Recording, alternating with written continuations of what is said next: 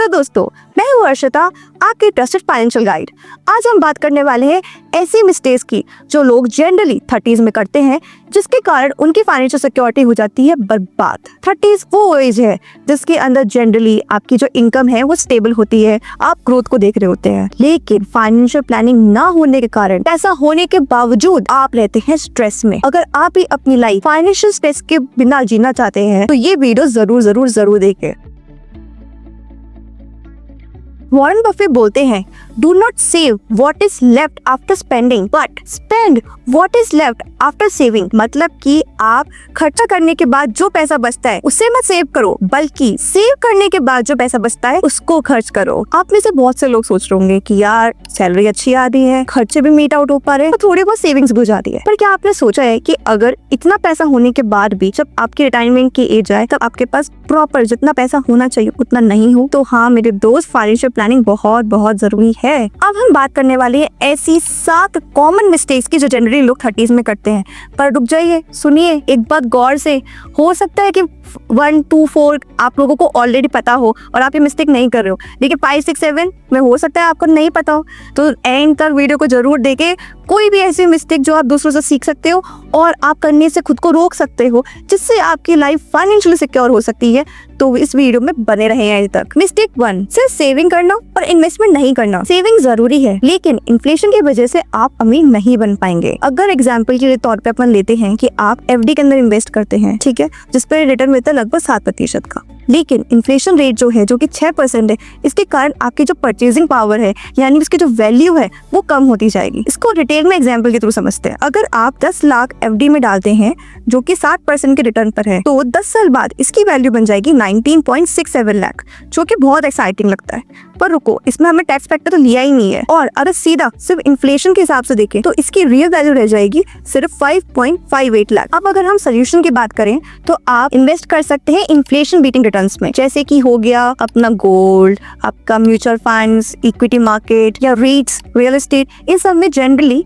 Inflation beating returns होते हैं। तो आपको बहुत ही ढंग से देखना चाहिए कि ऐसे कौन सी एसेट क्लास है जिसके अंदर रिटर्न इन्फ्लेशन बीटिंग है, कम से उसमें ही इन्वेस्ट करिए प्लीज। मिस्टेक 2, इमरजेंसी फंड नहीं बनाना। इमरजेंसी फंड का मतलब है कि कोई भी अनएक्सपेक्टेड सिचुएशन हो जाती है तो उसके अंदर ये पैसा काम आता है। फॉर एग्जाम्पल, ऐसी आपदा जैसे कि आपका कोई जॉब लॉस हो जाए, या कोई मेडिकल इशू आ जाए, या कोई और ऐसी चीज हो जाए जिसके कारण जो आपके हाथ में नहीं थी, अब आपको तुरंत चाहिए पैसा, तो ये इमरजेंसी फंड उस सिचुएशन में काम आता है। अगर आपकी सैलरी 1 लाख है और आपके पास कोई सेविंग नहीं है, तो एक मेडिकल इमरजेंसी आपको क्रेडिट कार्ड या पर्सनल लोन लेने पर मजबूर कर देगी। सोल्यूशन ये है कि आपको अपनी सैलरी का, जितनी भी सैलरी आ रही है, फॉर एग्जाम्पल 1 लाख रुपए आ रही है, तो आपको पास कम से कम 6 से 12 महीने तक का कॉर्पस होना चाहिए इमरजेंसी फंड के लिए। यानी कि अगर आपकी 1 लाख रुपए है तो 6 लाख हो गया, या फिर 12 लाख, 6 से 12 लाख तक का आपके पास कम से कम इमरजेंसी फंड में रखे होने चाहिए। अगर आप इस चीज को, इमरजेंसी फंड को डिटेल में समझना चाहते हैं तो उसके लिए हमने डिस्क्रिप्शन बॉक्स में एक लिंक दिया है, उस वीडियो को आप जाकर देखें और डिटेल में समझे कि इमरजेंसी फंड क्या होता है और आप कैसे क्रिएट कर सकते हैं। मिस्टेक 3, इंश्योरेंस इग्नोर करना। हेल्थ इंश्योरेंस और लाइफ इंश्योरेंस एक ऑप्शन नहीं है, बल्कि मस्ट है। ये आपके पोर्टफोलियो में जरूर होना चाहिए,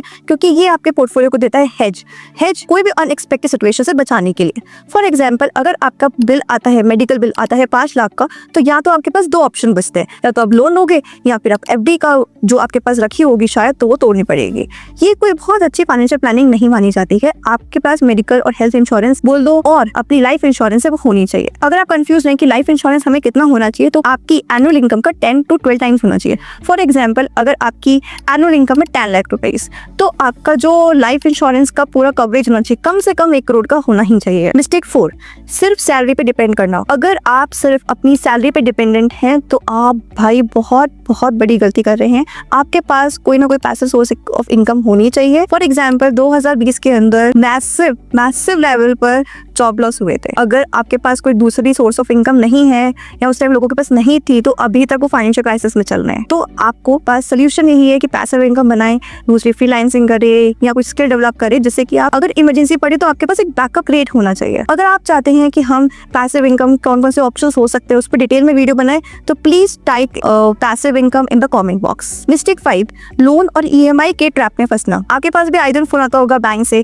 प्लीज पर्सनल लोन ले लीजिए या क्रेडिट कार्ड ले लीजिए कीजिए। आपको पता है कि ये आपके लिए बहुत बहुत हानिकारक है। समझते हैं एग्जाम्पल, अगर आप 5 लाख का पर्सनल लोन लेते हैं 12% के इंटरेस्ट रेट पर, तो 5 साल बाद आपकी मंथली EMI तो बनेगी 11,122 की। टोटल रीपेमेंट किया आपने 6.67 लाख का। सोल्यूशन ये है कि पहली बात, आपको लोन लेना ही नहीं चाहिए। अगर लोन लेना भी है तो एप्रिशिएटिंग एसेट क्लास के लिए, जैसे कि हो गया आपने कोई प्रॉपर्टी खरीदी या फिर आपने सपोज एजुकेशन के लिए लोन लिया जो कि इंपॉर्टेंट भी है आपके स्किल डेवलपमेंट के लिए, इस तरीके के लोन लेते हैं तो वो फिर भी सही है। लेकिन अगर आप कार के लिए लोन लेते हैं या बाइक के लिए लोन ले रहे हैं तो ये डेप्रिशिएटिंग एसेट है। डेप्रिशिएटिंग एसेट यानी कि जैसे आपने रोड पे वो गाड़ी आई तभी उसकी वैल्यू कम हो गई। तो ऐसे के लिए, ऐसी चीजों के लिए आपको लोन नहीं लेना चाहिए। मिस्टेक 6, टैक्स प्लानिंग नहीं करना। अगर आप अपनी अच्छे से टैक्स प्लानिंग नहीं करते हैं तो कम से कम 50,000 से 1 लाख तक का आप लॉस कर रहे हैं। और हो सकता है अगर आप बिजनेस सेक्टर में हैं या कोई और ऐसे सेक्टर के अंदर जिसमें टैक्स बच सकता था लेकिन आपने टैक्स ऑप्टिमाइजेशन नहीं किया तो उससे आपको बहुत लॉस हो सकता है। मिस्टेक 7, रिटायरमेंट प्लानिंग डिले करना। अगर आप ये सोच रहे हैं कि यार अभी तो मैं 30s में ही आया हूँ, 40-50 साल का जब होगा तब अपन प्लानिंग शुरू करेंगे, जी नहीं। अर्ली रिटायरमेंट का भी एक ऑप्शन हो सकता है, आप अर्ली रिटायर कर सकते हैं। या फिर आप 60 साल की उम्र में जब आप रिटायरमेंट की एज पे, जब आपका कॉर्पस यानी कि आपको जो फंड है, पैसा है, वो बहुत ज़्यादा हो सकता है। अगर आप टाइमली बेसिस पर रिटायरमेंट प्लानिंग शुरू करें, 30 एक बहुत अच्छी एज मानी जाती है रिटायरमेंट प्लानिंग स्टार्ट करने के लिए। अगर आपको लगता है कि रिटायरमेंट प्लानिंग कॉम्प्लिकेटेड है तो आप डिस्क्रिप्शन बॉक्स में दिए गए कैलकुलेटर को यूज़ करके अपना कॉर्पस कैलकुलेट कर सकते हैं। और आपको 1-to-1 एडवाइस चाहिए तो प्लीज़ डिस्क्रिप्शन बॉक्स में जाके चेक करें और हमें से कनेक्ट करें। Retirement planning made simple with Harshita. See you next time. Till then, bye bye.